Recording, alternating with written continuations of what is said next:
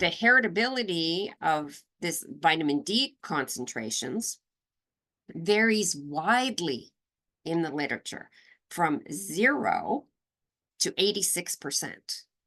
And so you might scratch your head and go, well, how can you have that much variation? Like, what's wrong with these scientists? Don't they know what they're doing? So it does depend on how that the experiment was designed properly. But here's the other thing. If those experiments are done in different ethnic groups in different regions of the world, you're going to get different answers.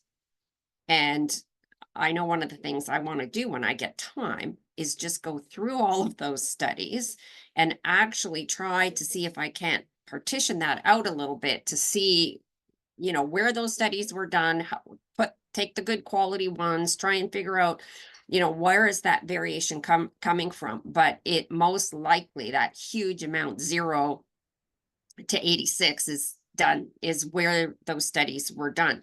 But there was one really interesting study that I'd like to tell you about, and that was done in sheep. It was done by a very good group out of Scotland at the Roslin Institute, and they have very, very good immunogeneticists there. And they looked to see what is the heritability of vitamin D levels in wild Scottish sheep. So these aren't supplemented. So it's kind of a nice, clean way to do that experiment. And what they found was that the heritability was about 19%. What does that mean? That means 19% of the variation that was seen in vitamin D concentrations is due to the genes. Call it 20%. Well, what does that mean?